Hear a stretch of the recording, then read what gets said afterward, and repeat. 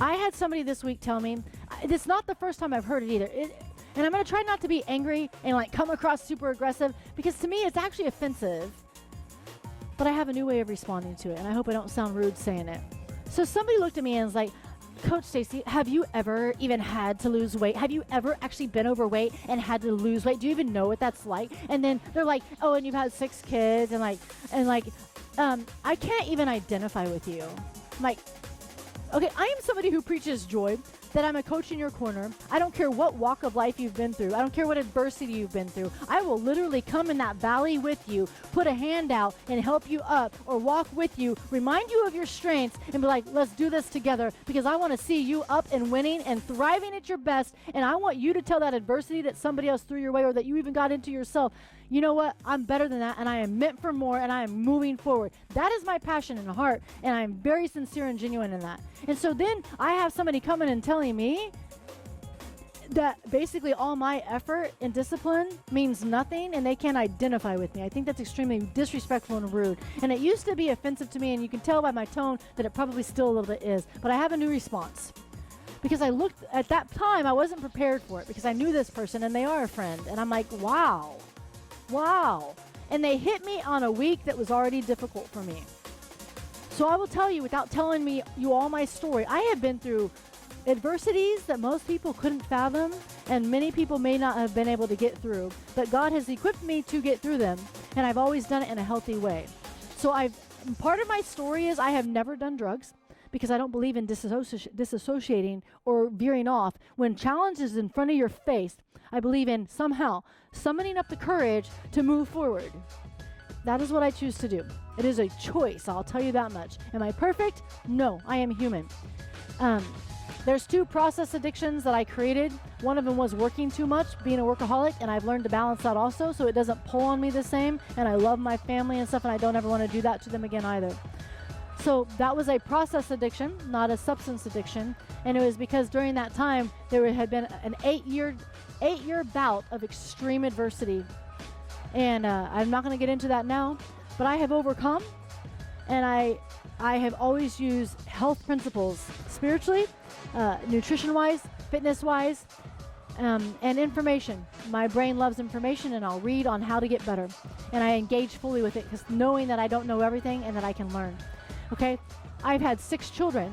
I finished my bachelor's degree in exercise science, mainly being stuck in my minivan, carrying children around, but vice versa. Some of it during that 8 years of challenge. And people kept telling me, why are you pushing so hard? Because I was determined that everybody else's crappy choices weren't going to cancel my goals. I had innate goals and visions of something I thought my life was meant for, and I wasn't going to cancel my vision and goals because somebody else made a crappy decision. What did that do? It told me I had to hustle faster and harder. When I worked 2 jobs and I was working over 70 hours a week, and I could literally only sleep 4.5 hours a night, to the point that it was started to hinder my health, and I had hair falling out because I could barely have time for a shower and food. I learned to get up at 4 just so I could get food to nutritionally get myself have energy throughout the day. And so I also have thyroid issues on both sides of my family, and it's not hyper, it's hypo, so it's sluggish. So I had a functional medicine doctor tell me, you're never going to solve that problem unless you learn to handle your stress better. So I learned, and I was like, I'm doing everything I know to do, but I'm going to keep learning. I'm going to keep learning. I'm going to keep getting better. You know what I don't do? Maybe that person's right. Maybe they can't identify with me. But maybe they can't identify with me because they've never done what I've done. So I'm going to finally stand up for myself, and instead of being offended by it, I'm going to instead continue to say, it sounds like you're down in the valley and you're discouraged. And I want to give you the hope that if I could do it, so could you. And so when you're down there, and I'm like, I'm going to remind you of your strengths. I see this in you. You're beautiful. You're amazing. You're smart. You're strong. You are relentless. You have this, and this skill set. Let's use them. All those lies you hear, we're going to squash them. I'm going to be your best advocate. I'm going to be that coach in your corner. We're going to help you get your power back. And when you're in the valley and you can't seem to summon yourself the courage or the strength to come up, I'm going to reach my hand in and be like, girl, I have been there, and I'm willing to help pull you out too. Do you want to go forward, or do you want to stay there and stay stuck?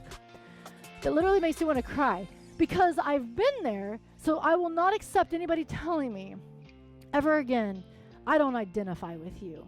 That's not possible. That's not even feasible. Do you even know what that feels like? Yeah, I do know what it feels like. Do you know what it feels like to carry the weight that I've bore?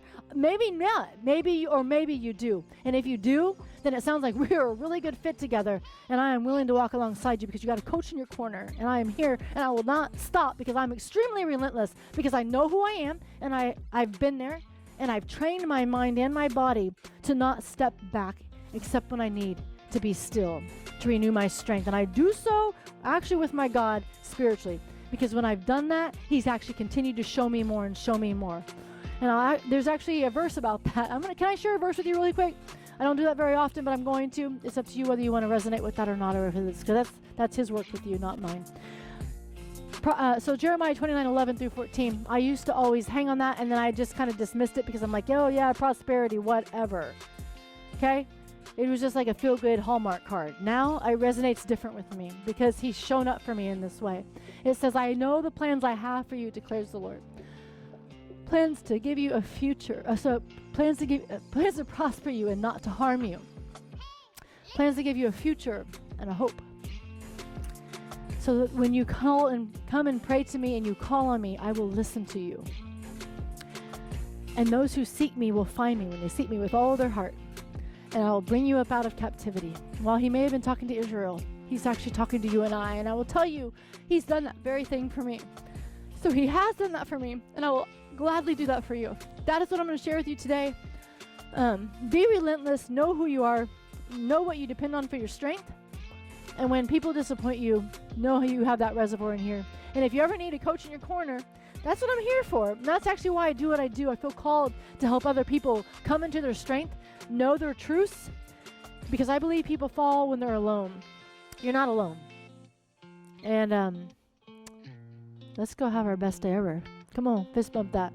Psh, you're amazing. Keep going.